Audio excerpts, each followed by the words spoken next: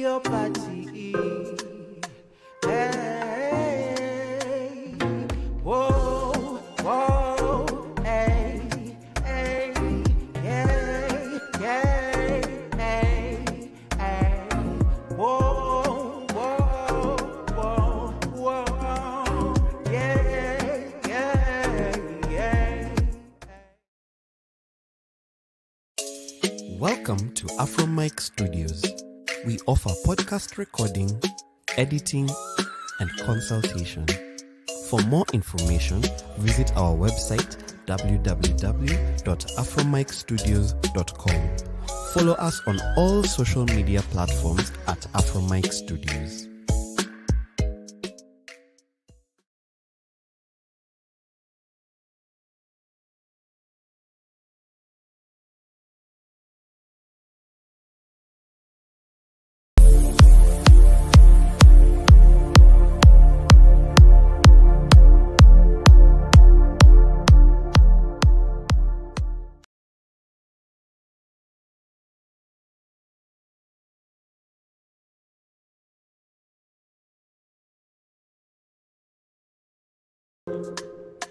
Oh, your body. Hey, whoa, whoa, hey, hey, yeah, yeah, hey, hey, whoa, whoa, whoa, whoa, yeah, yeah, yeah.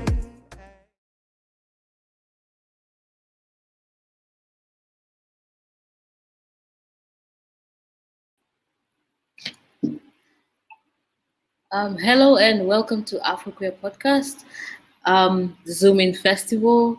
Welcome. It's been a while since we've done anything, and we want to say thank you to each and every one of you who's joining us from all over the world. Today we are starting the Zoom in Festival, where we will be looking at different queer people from around the continent and zooming in to what they do. So AfroQueer podcast, we have 3 seasons now. If you've not locked in, this is your time to lock in. So you can go anywhere where podcasts are available and just type in AfroQueer podcast and we will be there. Today's session, we start off the Zoom Festival, which will be happening every Friday in April. So today the 9th, the next one will be the 16th, the next one will be the 23rd, and then the last one will be on the 30th. You don't want to miss any of the sessions.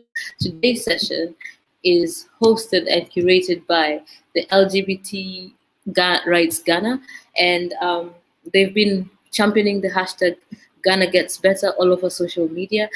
If you're interested in what's going on right now, currently in Ghana and with the LGBTQ plus community, this is the place to be. This is what we will find out. So stay tuned and please send us all the questions. It will be an interesting session, and we hope that you do come back for the next sessions, the next 3 sessions, which will be as interesting as this. So welcome. Feel free, send in your questions, send in your comments, and let's see what's up. Thank you.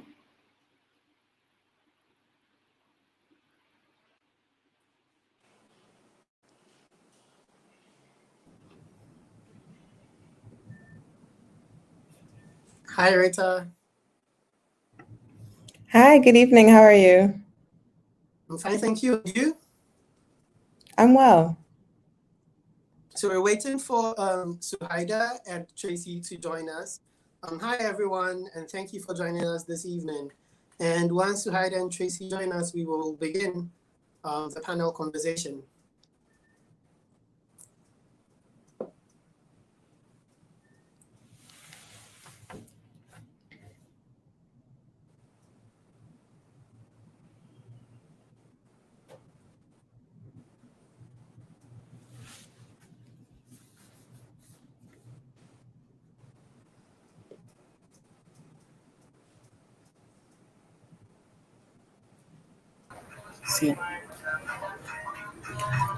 Hello. Hi, Tracy. Hi, Suhaida. Hello. Hi, Blay. Sorry for the delay. I think in your background. Can it be turned down a bit? Is that possible? Can you say that one more time? The light is too much. Music in the background. Music in the background. Music in the Yes, background. Yes. Give us a moment. of course. Take your time. Yeah, thank you. Sorry, so we are at a gas station now. You won't believe it. We are at a gas station because our connection went off. And I'm so sorry. yes, I wish I could pan my camera. We are sitting in front of a busy road at a gas station. Oh wow! Well, we appreciate your dedication and the efforts it's taking for you to join us right now. And I think everyone can hear you fine. And so, if you can't, you can let us know in the comments. I'm sure something happening about it. And so we'll jump in. So again, thank you everyone for joining us this evening. Many of you are probably aware of what's happened in Ghana just over the last 2 months. But in the interest of contextualizing this talk, here's a brief summary. Sorry. So LGBT Rights Ghana is a queer rights activist organization, and they rented a building late last year in the outskirts of Accra with plans to open a multi-purpose queer community center, not the first in Accra, but perhaps one of the more ambitious ones.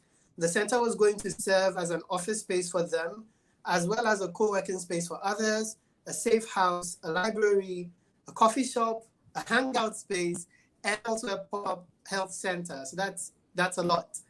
But alas, it was not to be. After the public caught wind of the 31st January grand opening, the sexual panic that ensued was marked by intense homophobia from every source possible. Religious leaders declared the center a gross manifestation of our disgusting immorality. Civil service groups pressured the government to shut the place down and prosecute anyone connected. Traditional leaders threatened to burn the place down. The vitriol and homophobia in the media, on social media, on the streets, in people's homes was frankly astounding, to say the least. And in more than a few cases, it took physical dimensions of assault and violent abuse in public and in private. The center was eventually stormed on the 24th of February and was forcibly shut down. Fortunately, the one executive leader, Alex, who is one of the founders and the president of the organization, who was in there, was able to abscond only by scaling the wall behind the building. However, that was not the end of the story. Queer activists in the country organized quickly to do three things. First, to care for the community through online meetups and conversations where the present value of queer Ghanaians were asserted. And all three panelists here were very, very heavily involved in that. Thank you so much. I personally really appreciated that. They also took to the media to defend the constitutional rights of LGBT Rights Ghana and all queer people to peaceably assemble. And I'm sure you all watched or listened to a few incredible interviews. If not, you should find them online. They're very inspiring. Finally, and most pertinent to our conversation, different related organizations organized online protests.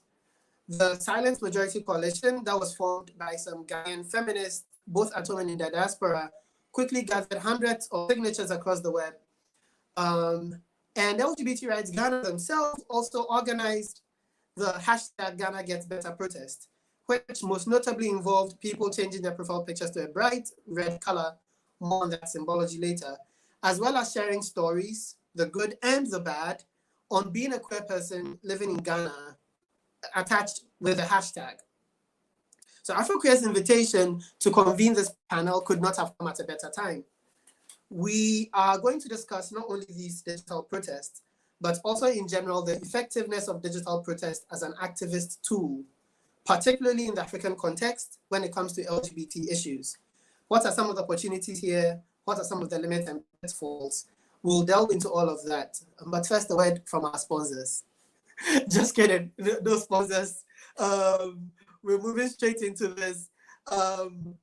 My name is Blechi Kenya. I'm an artist, I'm an art curator, I'm a writer, and I'm honored to be joined by three amazing women who are all very visible members of Ghana's queer community, all activists and all thinkers. Suhaida Ramani, wave for us, Suhaida. Suhaida Ramani is a feminist queer creative and an advocate for and within the LGBT Ghanaian and the Ghanaian LGBT plus community. She is a founding member of Drama Queens Ghana, an arts and activism organization that uses art to center the existence and stories of Ghanaian women and queer people, among other projects that they work on. She is currently the program director at LGBT Rights Ghana, and may I add, she's a good friend. Tracy O is also another good friend. Tracy, hi. And she is a young Ghanaian activist also affiliated with LGBT Rights Ghana. She is the deputy programs director. She is also a student at the University of Ghana. She's studying nutrition and food science. We're also joined by Rita Nketia, a new friend and one I'm glad to make. She's a research consultant, a writer, a queer feminist activist living in Accra, Ghana. She is the convener of The Gathering, which is an informal feminist-centered social space for LBQ women and non-binary people in Accra. And she's a board member of the Initiative Sankofa d'Afrique de l'Ouest, ISDAO, which is a West Africa-based LGBT fund amplifying and resourcing movement building in the region. Thank you all. Thank you so much for joining us. Badass. I'm really excited to get into this with you. And so during the panel, please feel comfortable dropping comments and questions from wherever you're viewing this or on social media. Please, you can at AfroQueer Podcast on social media. You can also at LGBT Rights Ghana.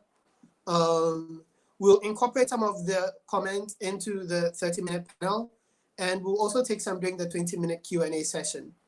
So we'll start with maybe a simple question, a low ball. Can you tell us a little more about LGBT rights, LGBT plus rights Ghana, what you do, things like that? Hello, so this is Tracy, and I am the Deputy Programs Head at LGBT Plus Rights Ghana. LGBT Plus Rights Ghana started as a cyber-based organization and has been supporting and contributing to building the community spirit and letting each and every queer Ghanaian know that they are not alone. LGBT Plus Rights Ghana has also contributed to the community in several ways, in terms of building and also bringing up initiatives where queer Ghanaians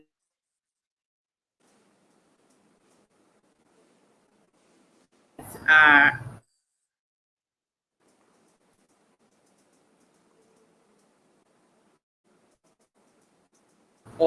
for follow-ups. Is everything clear? Yes. Awesome. Can you hear me? Okay. Yes, we can. So in terms of community building and maintaining the community spirit, we have going on a project called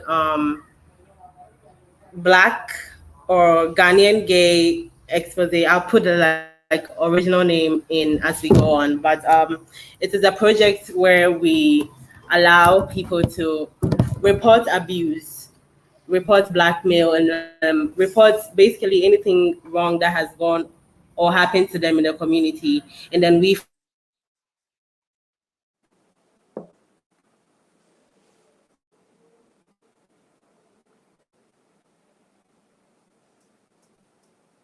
follow up with police reports and further made our community member feel safe. Because of the climate of the Ghanaian community towards LGBT people, when LGBT rights people are abused and even reported, it doesn't go far. The corporates are not brought to book because they are LGBT people, and Ghanaians would rather look at us less than we are. We are the same as them, and well, that is another thing to get into.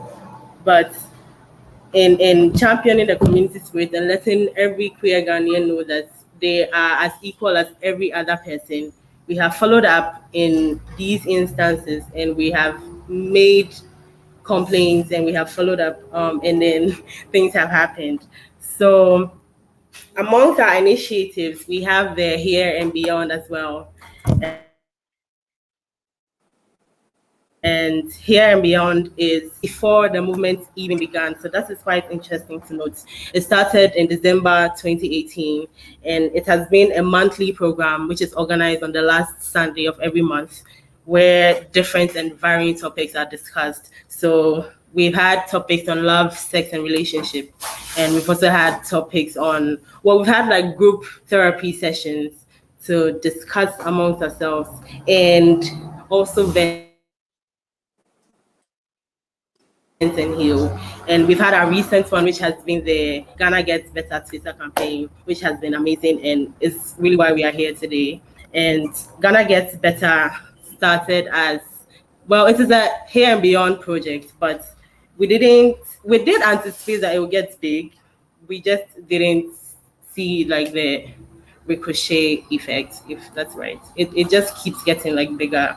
And basically LGBT plus rights is here to amplify voices and make things heard. Thank you. If I'm not mistaken, the event that led to the blow up in February, that was a Here and Beyond. The opening of the center was a Here and Beyond event. Yes, it was a Here and Yes. Beyond event, Yes. which was a very great event because it felt like we finally had something we owned. It was ours. It was our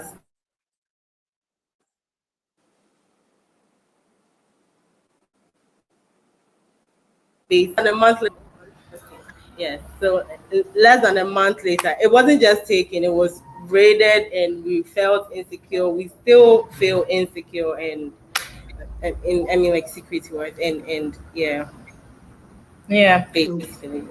And so that's Yeah. essentially who we are in a nutshell. We're Ghanaians everywhere. We are youth led. Social media has been good to us in terms of being able to organize safely. And we've tried to do our best to resist or put our weight behind causes that would further the agenda to have a freer and more equal existence for LGBTQ people in Ghana. And so I'm going to try to draw a connection between that and the Ghana Gets Better protest that's organized. The protest I mentioned earlier involved certain aspects. It had certain symbologies to it. For example, we were all encouraged to change our profile pictures to a red, just a bright color. We're all encouraged to share stories and share them with a hashtag. And I was wondering, especially for people who may not be able to draw that connection immediately between the red and the red on the Ghana flag, whether you could go into a little more detail on that, as well as other ideas that occurred to you, your thought process while we were putting this digital protest together. What's the history, the behind the scenes story of the whole protest?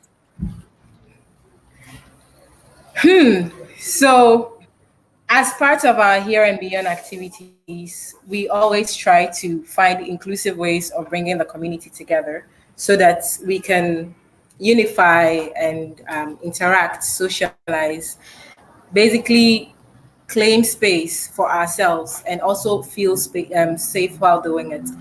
Um, this, I guess, led to our eventual silencing.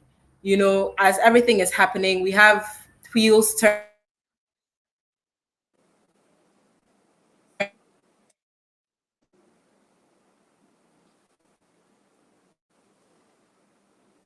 turning a bill that will further people getting arrested. We have a lot of violence occurring in this moment. And so our inability to even be represented in these spaces, like there's so much conversation about us in parliament, but there's no LGBTQ representation. There's so much homophobia in the media, and LGBT people are portrayed in such harmful ways. And we just wanted to kind of find a way to be able to also bring out our perspectives, or share our opinions on all the things that are happening, because it is centering us, but we are excluded from the conversation. And Silence Majority wanted to put out their solidarity statements on in the Ghanaian newspapers, on national newspapers, and they were denied the ability to do so.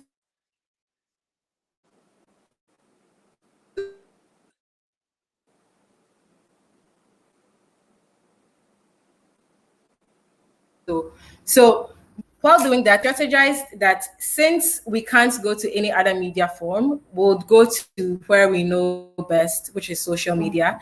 And we hoped that by using social media, we can also keep people physically safe, because Ghana's climate is very homophobic. We can't ask people to take to the streets. There'll be lynchings. So we felt that it was important to have it this way. And we also felt that people would relate more if we had conversations going on with people who have been like forerunners in like voicing out their opinions on this movement. So we invited the lovely Rita here, One Love the Kubolo, who is also an ally, some allies and queer people to be at the front of the conversation on Twitter, in order to also like draw people in, and also to like get perspectives from the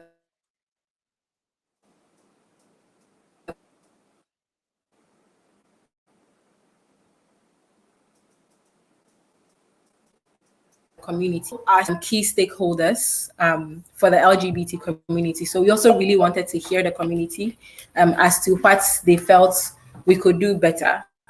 And we also, I guess, wanted to rally all Ghanaians together. We wanted to bring the protest home to Ghanaians and like make it particular to them. So we shaped it in a way that would also carry like the severe tone of what we were talking about.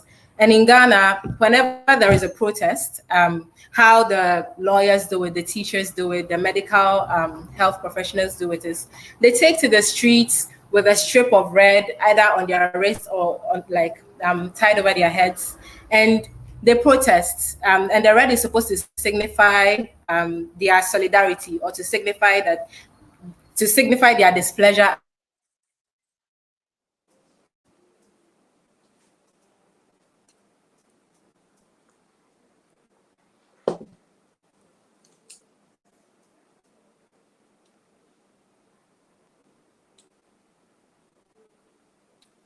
I think this is a significant glitch on their side, but I'm glad they brought Rita into the conversation. And so Rita, I want to pull you in right now as we are waiting for. That's what we were protesting. Oh, yeah, they are. Oh, okay.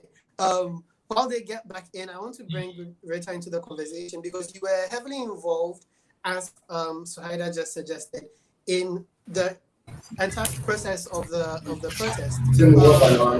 Could you? I'm sorry, Suhaida. But please, hello. Yeah, we are going to like check out okay. So internet things and make sure we are fine. So please, go on. Yes. Okay, great. So Rita, I wanted to get your perspective on the protest as someone who was very heavily involved in it. What were the aspects you feel worked best? What are the aspects you feel as something that is still, we're now incorporating as an activist strategy we can do better on, particularly within the context of Ghana and the program of LGBT right? Thank you for the question. Well, first, I want to say I'm really honored to be here. I think this conversation is really important. I think it's always crucial for us to reflect on our movement building, particularly in the digital space, because so much is happening in the digital space at any given time. And I think it's important for us to understand why we're doing what we're doing.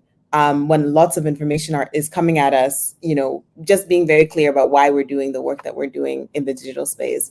So I think definitely, Twitter is one of those spaces where we've seen lots of other political movements, social movements grow and flourish and start, actually. And so I think what digital protests, particularly in the Twitter space, does is in the same way that physical protests help to create a community of people who are like-minded, who you can sort of build community with in this space. Twitter also allows you to become educated, right? It builds awareness. In some instances, it can even help you to fundraise or garner resources for your movement. So I think that what the protest did well, and what the hashtag does for us, is that it creates a community of people who are on the same page, right? And who can support each other in the fight.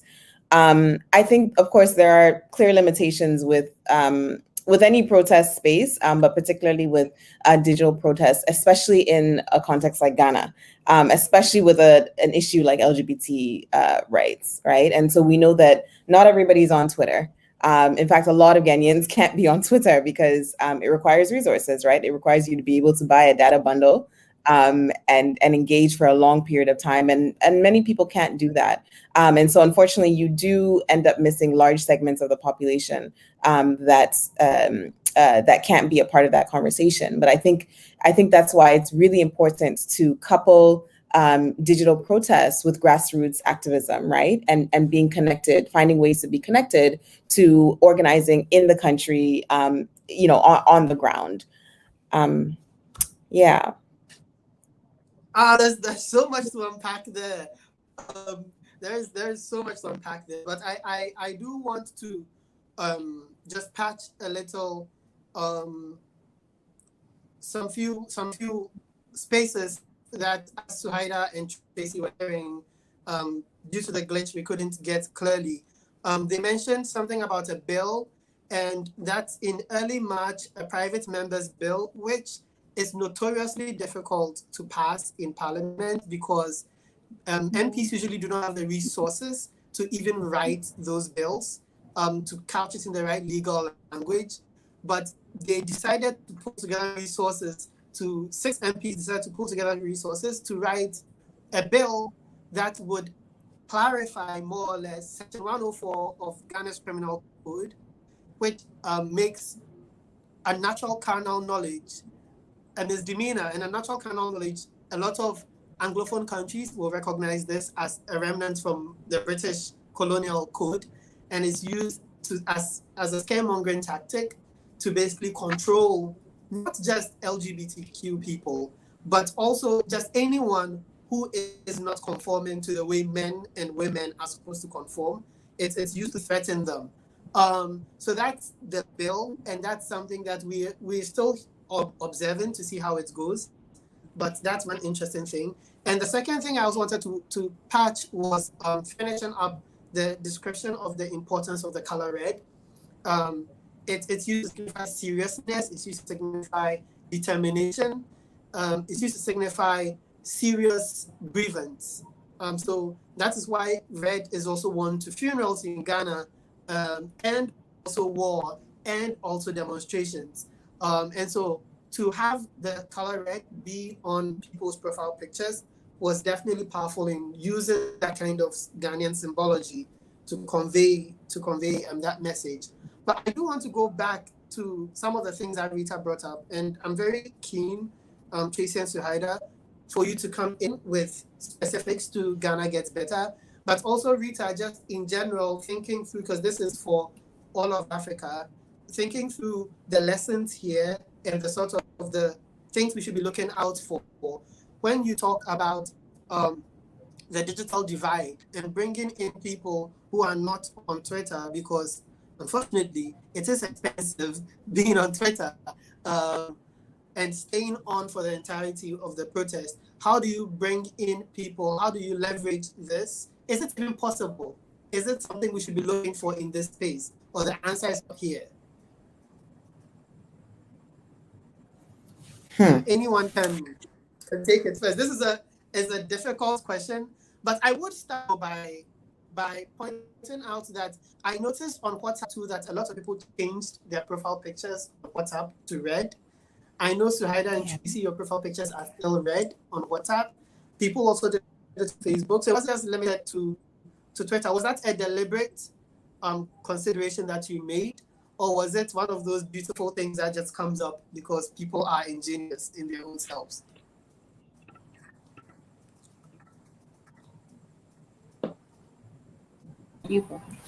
Okay, so initially it was meant for Twitter, for people to change their Twitter IVs to red.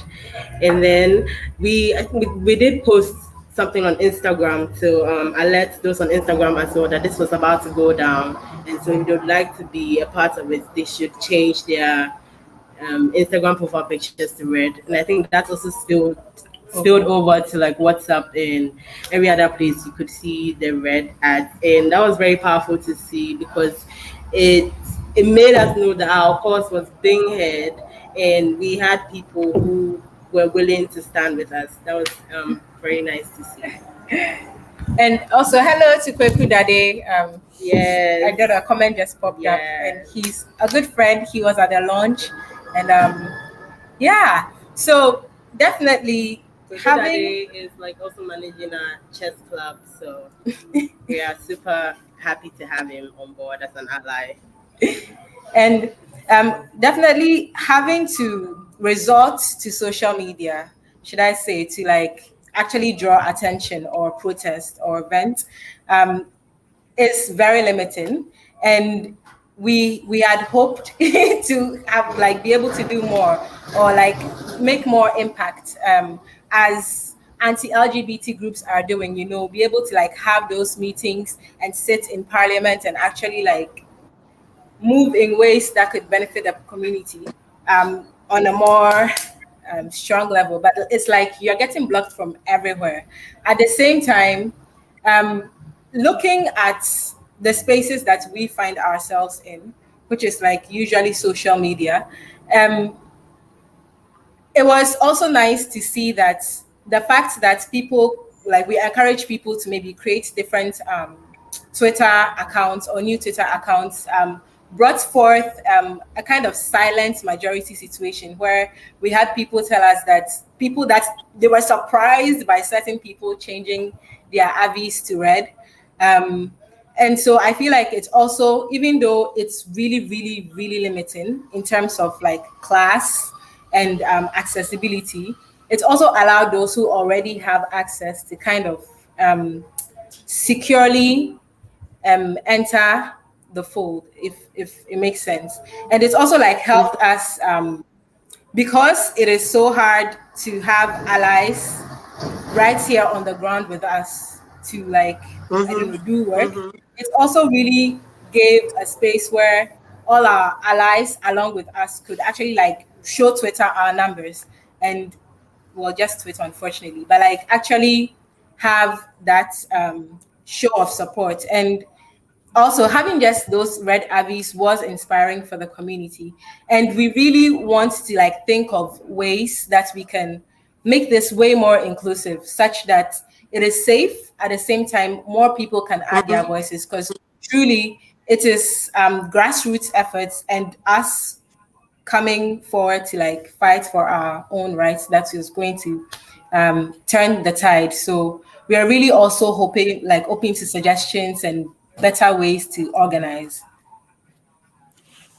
Can I also jump in there? I think in terms of the online, in terms of the online space and what it offers, I think it's also important to acknowledge that the online space isn't always safe either. So even out of that protest, there are some people whose accounts were doxxed, and I think that's something that that's something that we have to be attentive to. That there are online threats as well, right? Where we have trolls, where we have people who will dox you. And I think one of the things that LGBT Rights Ghana tried to do was encourage people to even create anonymous accounts, where their information wouldn't, sort of be out there. And so again, like even having the red, the red DP has now become a symbol, right, in the movement, but it also means it's an identifier. And potentially, outing people, right? It's like, so those are the things that we have to be attentive to, right? That while the online space allows us to create community, it also opens up to a new set of threats, right? That look different and need different strategies, right? I think that just thinking about digital protests again, I think what has been quite interesting to see with this particular hashtag and just the general social media protest that's been going on is the ways in which it's brought in LGBT movements across the world, right? Not just across Africa, but literally internationally, and how more people are becoming informed of what's happening in Ghana. And I'll say that because of that, it's even more important that we get the story right. It's even more important that when we talk about what's happening in Ghana, that we're coming from an informed place. Because again, social media is a space where lots of information is coming at us, and some of it is not always accurate, right? And so I think that's something as well that those of us who protest online need to be attentive to, right? How do we ensure that the story that we're telling about what's happening on the ground in our countries is actually accurate? And it matters because if we don't get the story right, then the strategies won't be effective, right? And so that's something that I'm particularly concerned about. Us telling the story in such a way that is truthful, is accurate, and gives people enough information to then act. Right. Now, I think you've raised a very important point with out the dangers of like doxing, when people have these things that are symbols but are also identifiers. And I think one of the interesting tensions there is the ways in which it builds community. I saw an interesting tweet where someone was talking about how if on the day you're going through your wall, I think called walls, you're going through your Twitter page, your homepage, and you don't see a lot of red profile pictures, you should be checking to see which people you're having around you, provided those people are aware. Yes. Yeah. But then there is also, on the other hand, that same tension of you are watching these people and these people are watching you, and as if they are able to decode that, oh, this person is connected to this protest in this way, you begin to receive uncomfortable questions. And I've had friends who've had those uncomfortable questions at work, oh, I saw you in this photo, or I noticed your profile picture was this way or that way. And so I think, Rita, you're completely right. That is a tension that we have to resolve, we have to be very aware of, more or less. But it also does raise an interesting question around who the protest is for, and who the audience of the protest is. I think it is interesting. For me, I think it is great that I could see my community in this way. I could see all of these red profile pictures. But if you are not following these sorts of people, does it mean that you're completely excluded, or you are not, the demonstration is not getting to you. You're not being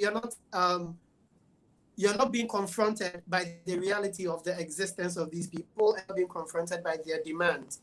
Is this a limitation in general of digital protest? Is there a way around it? What's happening there? So with regards to who this specific protest, hashtag Ghana Gets Better, was for, as a part of Here and Beyond activities, it was mainly tailored towards the LGBTQ, the Ghanaian LGBT community. We wanted to just like have that space where people could just really come out and also tell their stories, because stories are also powerful, right? And as Rita said, like the stories need to like reach the light of day as together as possible, or as undistorted as possible. And so we also like really wanted the community to kind of have onto themselves. So where these limitations, such as be not seeing everybody on your tier, or not seeing the red, or being excluded from the conversation, was also helpful in, I guess, filtering out the trolls or centering the conversation on the community. We also try to urge people to like ignore the trolls, because we wanted to claim space visibly, but we also wanted the moment to be us Ours, claiming space, and us having a moment together, sharing stories that we can relate to. And if it goes to inform the Ghanaian populace of the everyday tragedies that comes with living in such a hateful culture, even better. But mainly it was for us to also like, because I guess personally, I really wanted to do something about all of this, and it just felt so powerless to not be heard and to be talked about in every negative way, but not be able to even like tell your own story or respond. So that was like, when we were thinking about it in our small corner before it showed up and became what it was, we were like envisioning. So in terms of those limitations, we really didn't factor them in, and they grew as a result of what it has now become, or like come to represent. I'd like to pull Rita in now for any comments before we go into Q&A. So the next Thank you one. so much, Sarah, for dropping in the questions. We'll get to them in a moment. Yeah. So, so I just want to say that again, this conversation is really important, and I think it's also really critical that we remember that LGBT rights Ghana is working in an ecosystem, right? So there's an entire movement that is happening with many grassroots organizations that are working, all towards the same goal, right? And so the question is, how do we then collaborate in ways that based on our strengths? LGBT rights strength is the social media space, the Twitter space. How do we then collaborate with other organizations who are working in grassroots communities to push these messages forward, right?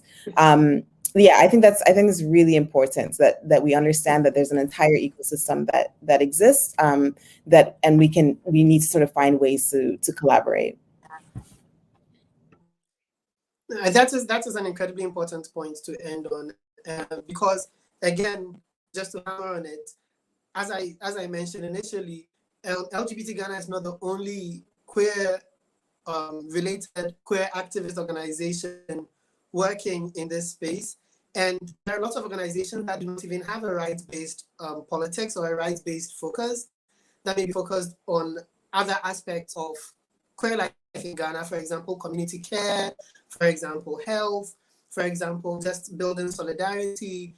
And these are all incredibly important things that, as we are thinking of moving from online to offline and effecting change in both spaces, these different forces can come together to create something good, create tangible change. And that's something that's the questions I would hope that you can all touch on, the ways in which we can leverage these things to effect certain kinds of changes that move outside of the limitations or the possibilities, not limitations, the possibility that being online provides. So I'll start with the first question.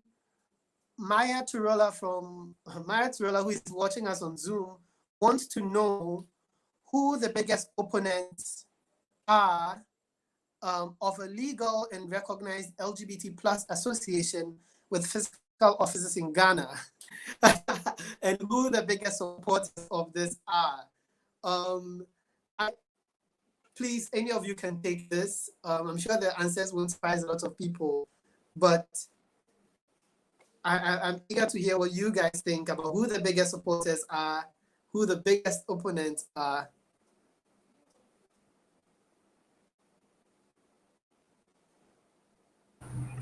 So Haida, I know Plus Ghana was monitoring the news a lot. Who were the people who were very vocal on either side in February? Can you say that one more time? Sorry, I said that you were very, I know LGBT plus rights Ghana was monitoring the news in February when all of this was happening. And who were the most vocal people on either side? Is long on either side, honestly, because on our side, it's been mainly the stakeholder organizations, the organizations that hold the LGBTQ community together, membership organizations, rights-based organizations, community care organizations Can you name that have those? like Can you name those? AFED, Sisters of the Heart, Courageous Sisters, Drama Queen, Silent Majority. Let me see. Who else have I not mentioned? AWD. Well, the African Women's Development Fund is also like these days throwing in a lot of social media support that we are hoping would like come into, you know, the offline activism of LBQ women's concerns in terms of funding, I guess. And there's been a lot of support from women's groups. There have been support from some, what do you call them again? Consulates, diplomatic bodies. Right, yeah. And also, I guess, there's been support from the diaspora, the UK Pride, Black UK Pride has been really supportive. Lady Phil has been really supportive. Yes. The whole hashtag Ghana supports equality movement. So many streams of support, even in Ghanaian media, which is decidedly homophobic. There have been some allies that have given us the audience to be able to also like have more inclusive conversations. And on the other side, we'll start with the national proper family values. What are they called? There is this coalition for proper family and sexual values. Yes, and FOH, I'm winning. Exactly. Yeah. And lawyer, they have been very vocal. They first called for the shutdown of our office space. The president of Ghana himself made a very evasive and I guess violent comment by saying that it will not be under his rule as president that LGBTQ marriage will be legalized, which is not the conversation we are having right now. The Catholic Church, the National Catholic Church, those group of people, several churches have acclaimed where they are standing. Muslims have, the Muslim community, the organized parts of the Muslim communities have also like formally registered their displeasure. We have parliament, most of the organized bodies in the media, religion, and governments are against us and want to see harsher laws that would further criminalize our lives and our activities. And the supporters have been really everyday people who've been hiding us, who've been feeding us, who've been like tweeting and in one way or the other just adding their voice or hanging in there. Sometimes you mean literally hiding activists when there are Yes, flare-ups. literally. Yes. Rita, Completely. that were left out before we move on to another question. No, I think she covered it. I mean, I think the National Coalition for Proper Human Sexual Rights and Family Values is probably the strongest opponent at the moment. And it's important to note that that coalition is actually made up of people who are in government, who are in the religious institutions, who are academics, you know, and so it's who are not just part of the Christian faith, but the Muslim faith as well as traditionalists, and so they've sort of covered all their bases across Kenyan society to create this coalition. And in fact, they have been trying to fight since about around 2018 to get this anti-LGBTQIA plus bill passed. And so I think that's really where we should turn our attention to, because they've done a lot of backdoor lobbying. And in fact, they were instrumental in pushing for the private members bill to be passed in the first place in order to make way for MPs to propose the anti-LGBT bill that they're currently working on. So I think, I think that coalition is really an area that we need to be attentive to, because they are probably our strongest opponent at the moment. Yeah, thank you so much. That's the National Coalition for their long name, particularly annoying, I'm sorry for my choice of words, organization with a very American style politics that is, let's just put that aside and move on to the next question from Nabwain, which is how those in the diaspora can specifically oppose anti-LGBT legislation. This is an interesting, I wish we had a lawyer here, but I don't know, you guys can take a stab at this. Oppose LGBT legislation in Ghana.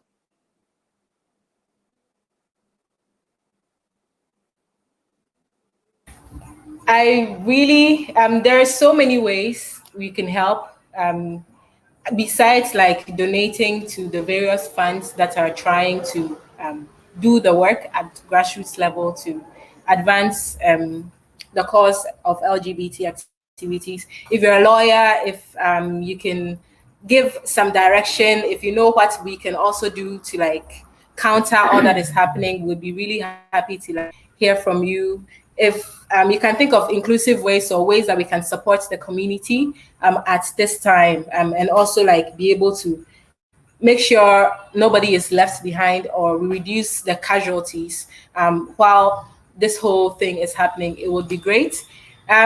So yeah, we are also interested to see what creative ways the diaspora could like maybe come up with to help us from here. And yeah. Also, I'm really interested in hearing what you guys have to contribute to how maybe they could help.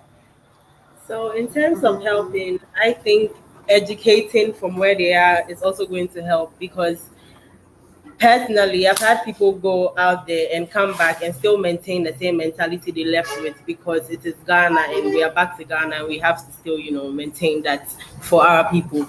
But I feel that people out there can educate their family members here in ways to, well, I won't say to not fear gay people, because really, why would you fear us? But in ways to turn the narrative and make them know that queer people are not here to mess the economy up or mess the country up or whatever it is that this government and religious leaders are perpetuating onto our people. I'd also like to say that it is really sad that our religious and government bodies are using homophobia as a way to unite our people and having like crusades and all sorts of things going on. Is really, really, off.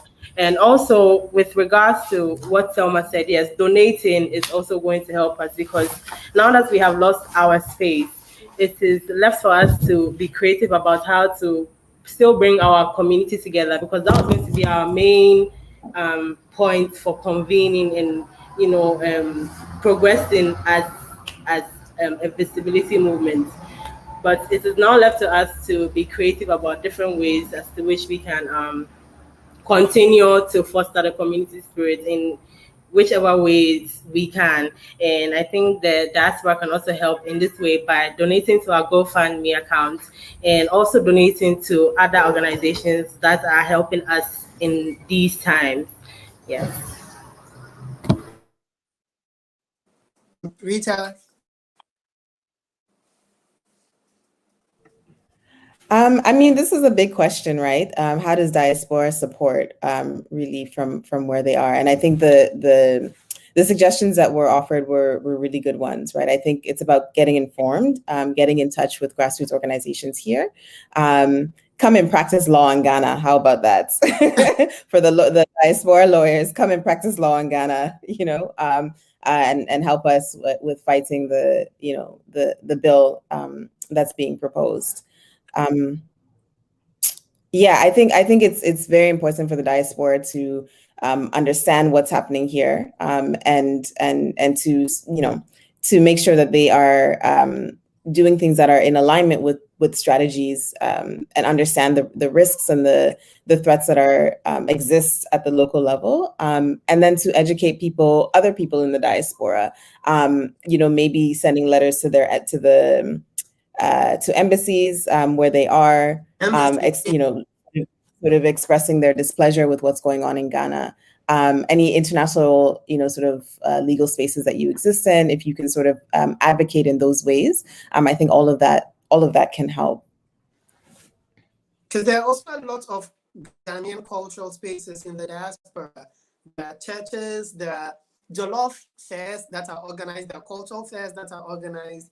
These are all spaces where if we were in Ghana, we would want to go protest, but given the kind of the culture or the environment in Ghana, it's very prohibitive. But outside, it is not. One of the most depressing things about Ghana and queerness is the way a lot of narratives consider, indeed most of Africa, to be a place of queer beginning.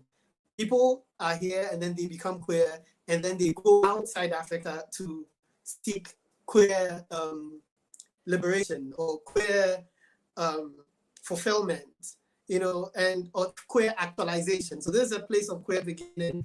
Outside is a place of queer actualization. And the question really becomes, how can we turn Africa into a place, Ghana specifically, into a place, all of Africa, into a place of queer actualization too? But let's move to other questions. I know there was one before this one, which was asking whether the group considered the center's opening in of itself, and tying to what I had just said before, what other opportunities for on-the-ground protests are possible given the toxicity and repressiveness of the landscape? We're running out of time, but this is a good question.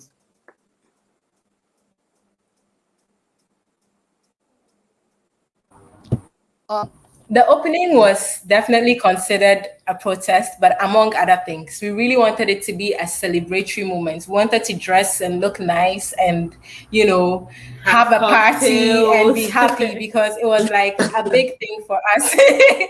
It was a big thing to be able to have a space where we know that the community can come behind these gates and this is queer freedom. And it's, we definitely also, I guess, wanted to say we were here in a way that was very assertive, and that definitely did it. And we made sure the colors showed, and it's went in that regard. I guess I feel like it was taken as a protest due to the backlash that came as a result. And in terms personally, how I have imagined I was and I wasn't. I didn't really think that we would be centered so much, simply because Ghanaian media tends to bring up or sensationalize LGBT matters in order to distract the Ghanaian people from things that are happening in other places. So we really thought it was one of those that would blow over. But as things kept heating up, we realized that we had definitely touched a nerve point, and this was the backlash. But personally, how I have thought creatively by myself to maybe protest more is do things like artistically try and make public statements, I guess. And I had this vision of hanging the rainbow off the Independence Arch, or a big red, things that would force Parliament to kind of acknowledge us, or the powers that be to acknowledge us as people existing here. Because personally, I feel like the erasure of LGBTQ people in these conversations that affect our existence is really, really, really, really terrifying for me. And so that's how I think about making sure that we are obviously resisting, but still staying safe, I guess. Tracy, Rita, thinking through the question, but also the question I asked about whether you were surprised or not.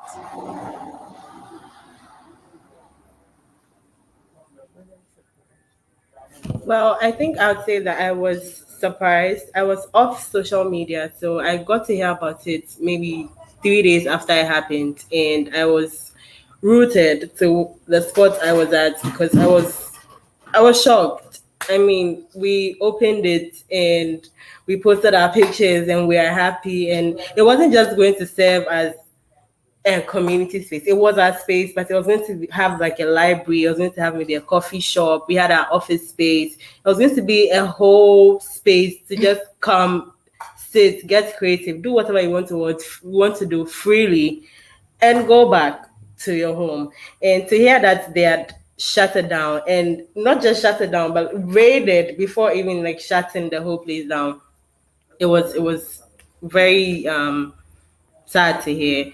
And I think that, well, I wouldn't say we have moved on from there, because we still have we still have members of the community being targeted, especially people that have brought their face, if I should say, people who have shown their faces and have decided to identify as queer activists on like the front line. We still have them in hiding. We still have people pointing them out. We have people coming back with reports of their parents hearing about them coming for the opening. And I feel that it is surprising to see how big this has gotten. It has been, well, I won't say good publicity for us, but it has made the diaspora and even Ghanaians know that we exist. We are here. We are like a movement that has been established. But I also feel that they didn't give us a chance to properly come out and say that this is us, this is our mission, or this is what we want to do, and this is why we want you to hear us or give us space. We were just brought out, and we've had to manage since then.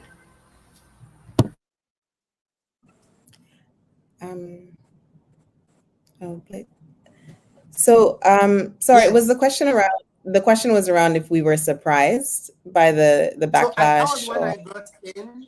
That was one I brought in was whether you were surprised by the backlash, but I was also Anima's question about whether the group considered the centers opening a protest in itself, and what other opportunities for underground protests are possible, given the toxicity and oppressiveness of the landscape.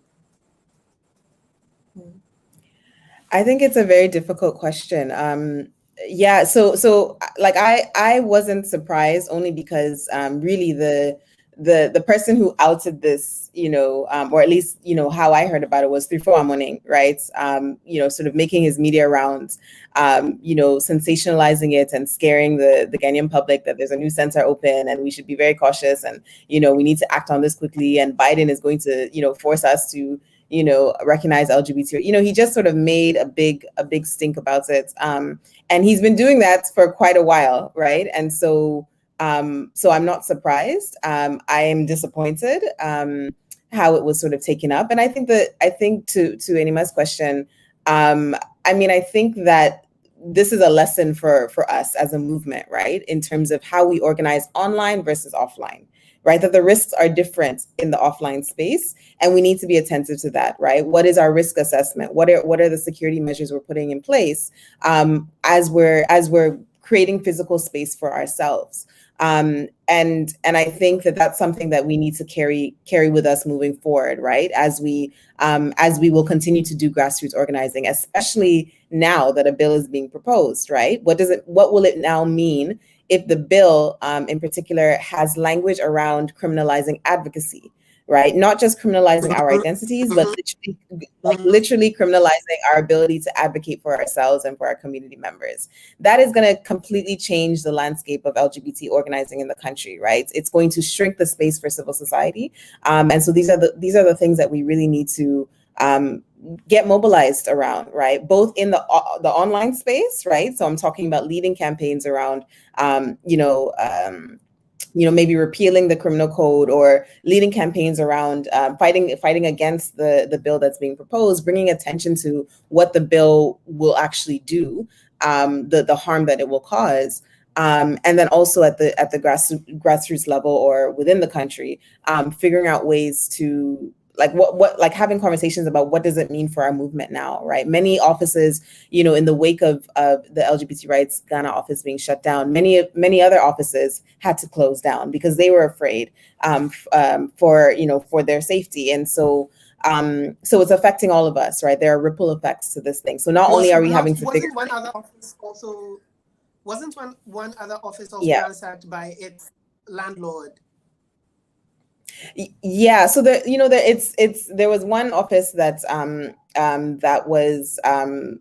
was ransacked. We don't know, like, I'm not sure if it was the landlord or if it was just sort of people in the area who knew that this office existed. We've had people who have had to move up, activists who've had to move out of their apartments because their landlords don't want to be associated with anything to do with LGBT. So this thing has had ripple effects, right? So not only are we having to think about individual community member safety, we're also thinking about how do we now in this climate do our activist work, right? Like it's very tricky. It's a very tricky situation, and so I think this requires more strategizing and more long-term sustainable planning around our movement building. I definitely concur. I think Suhaida, I hope you're taking notes. The next center you're going to open, you'll have to strategize. You bet. You bet.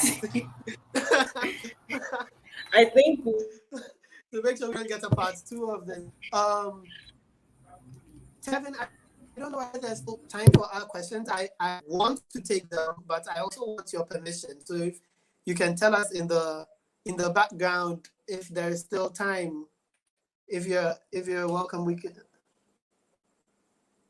Okay. Oh, thank you so much, Rachel. We will continue taking questions. I think there was one before this one. I don't want to. There was a question before this one, but okay, we'll go with that one then, Tevin. What are the opportunities for training media and building a supportive group of media professionals? Oof, I don't know who wants to take this one. Rita, do you want to start?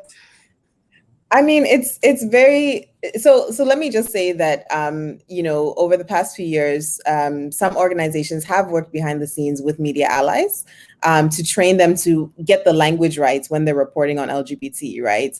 I think what was interesting about this recent media storm is that more media personality were using LGBTQIA+, which I think maybe is a step in the right direction, strangely, that they've sort of we're asking questions about what does the acronym mean, and in the past organizations have used the media to try and push their messages forward and train media on how to report on, when there are issues within the community.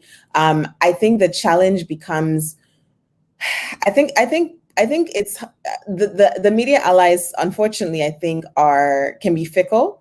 And so particularly when there are moments where it becomes a big issue, we wonder what happened to our media allies, right? What happened to the people we trained, to get the story right? And a lot of them are afraid, right? The question becomes, are they now going to risk their jobs, right? To support the community, or even to just tell the truth about what the community is actually doing and not doing, right? Because even doing that is seen as supporting LGBT people. And the question is, do people in media feel empowered enough, courageous enough to support us when it really counts? Right. It seems that the media is okay supporting when the stakes are low, but not so much when the stakes are high. And so that's something we have to just be honest about, right? That in these moments, it becomes difficult for them to step up. And no, yeah, so but it is to say that there has been some work behind the scenes.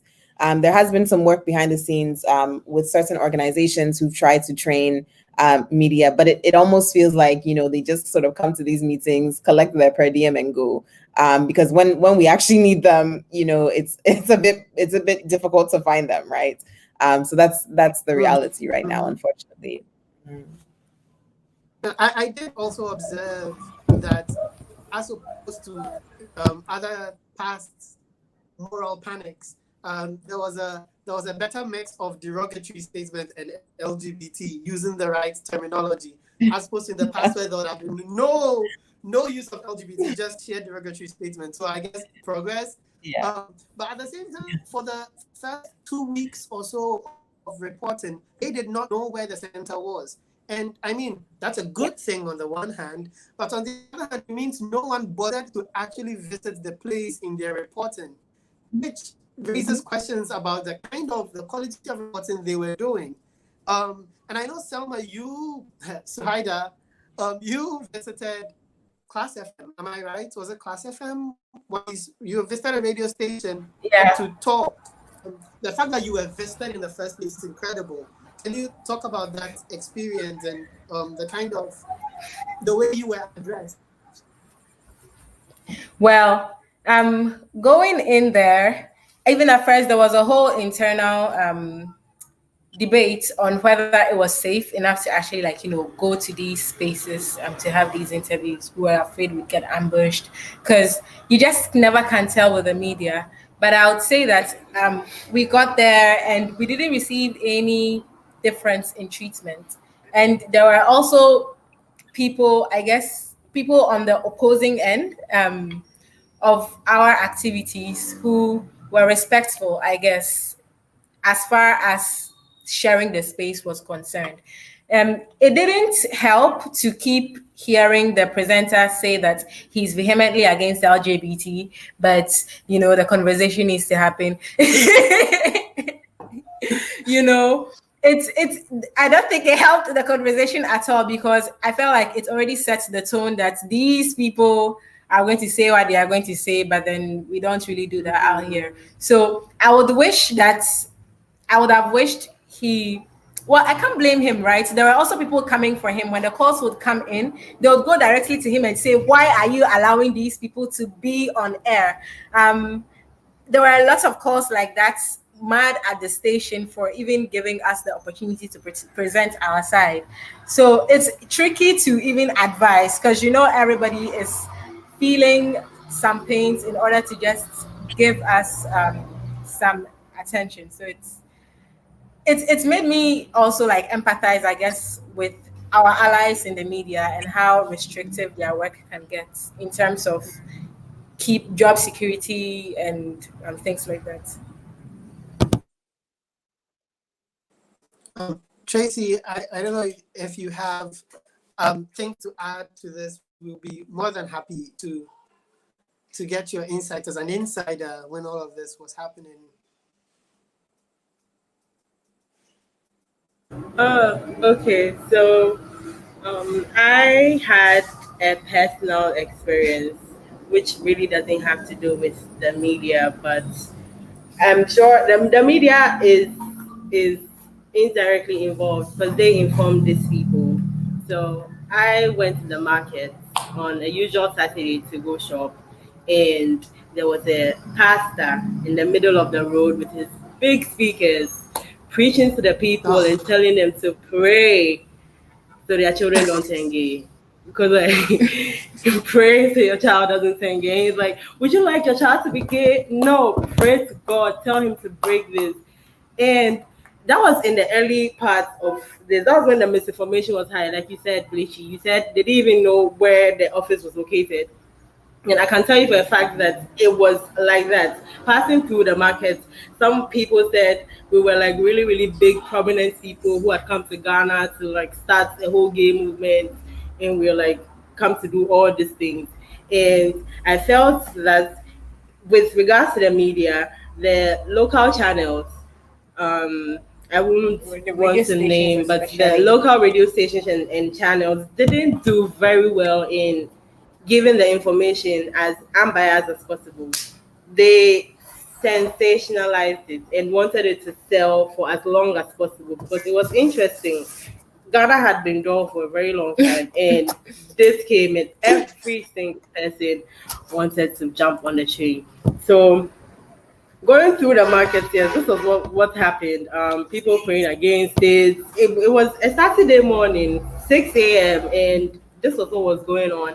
And I can tell you for a fact that pastor is, well, I wouldn't say he is a preacher of not so good things, but he doesn't preach as he should. I would just leave it at that. And to have him talk against LGBTQ people in that context was very, very surprising to see. He was capitalizing on it as much as possible. And the very beginning was he saying that, you know, the pastors and the governments were going to come together and pray fire into our building. It was a whole mess. So I'm just going to say that the media hasn't. I think that was,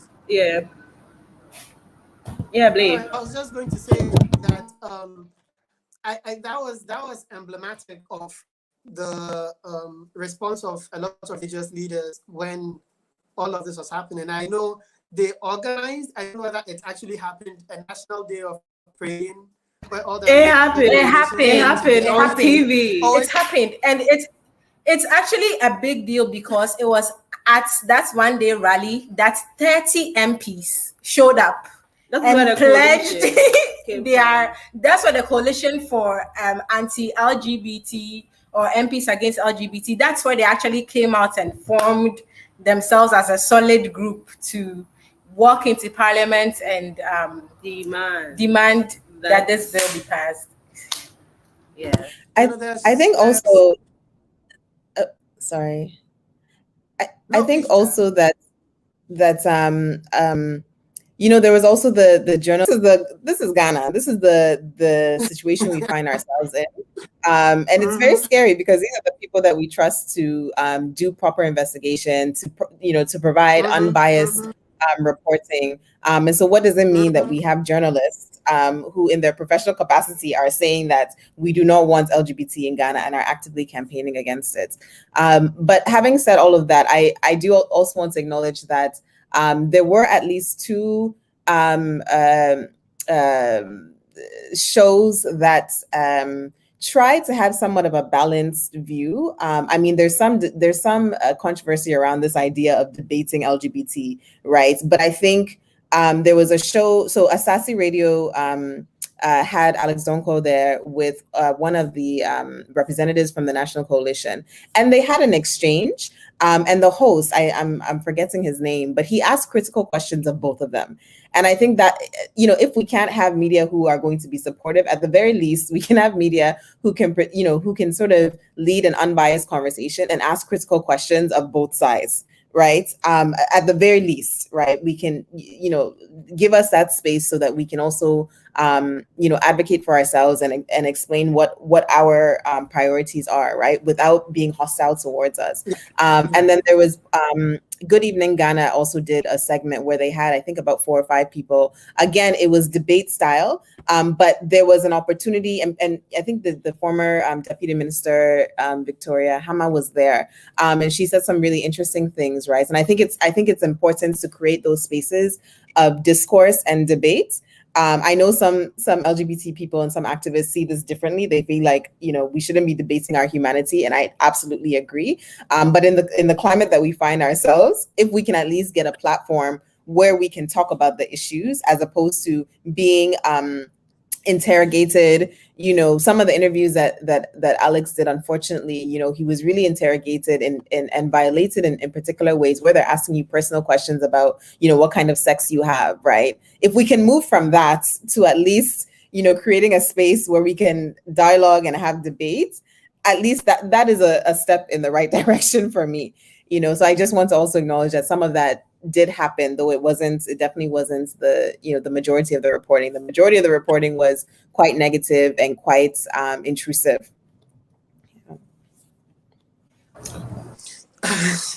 There was a lot. I think I'm with you on the progress part. We're definitely not going to be able to jump from where we are to where we want to be, and if along the way we have to put up with some debating in order to get our voices heard, that is what it is. It is what it is. It is a situation, as you say, Rita, that we find ourselves in. I'm going to read a few comments. I believe we don't have any questions that we have not addressed, either directly or tangentially. So I'm going to read a few comments, and then leave it to the AfroQueer team to close us. Valerie is watching us on Zoom, says the Minister of Gender is also doing a disservice to LGBTQ rights. Very disappointing. Yes, very disappointing, very expected, very disappointing. People need to voice, this is also Valerie saying people need support and training on how to add their voices to their supportive values and their supportive values, I guess, towards, people need support and training on how to add voice to their supportive values towards LGBTQ rights. Oredua also mentioned the CDD and the African Equality Center as places that are providing allyship.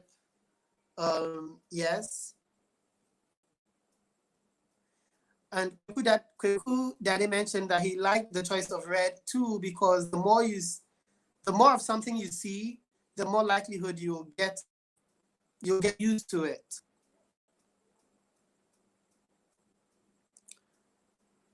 I like the choice of red again because it was so in your face that whenever neutrals and homophobes see the red color, it will remind them of the LGBTQ plus population.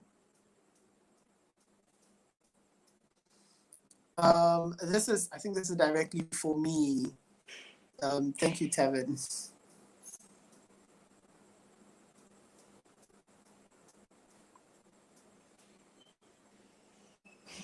Okay, thank you so much, Rita. Thank you so much, Tracy. Thank you so much, Saida. This was really incredible. I know we had conversations before this, and yet I learned so much, and there's been so much to think about. Really did justice to the questions, and you left us with a few thoughts too. So thank you so much. So Tebo and Ray, It's been a pleasure. I'll leave it to Thanks you for now. having Thank you for us. giving us the platform. Thank you so much, AfroQueer. Thank you.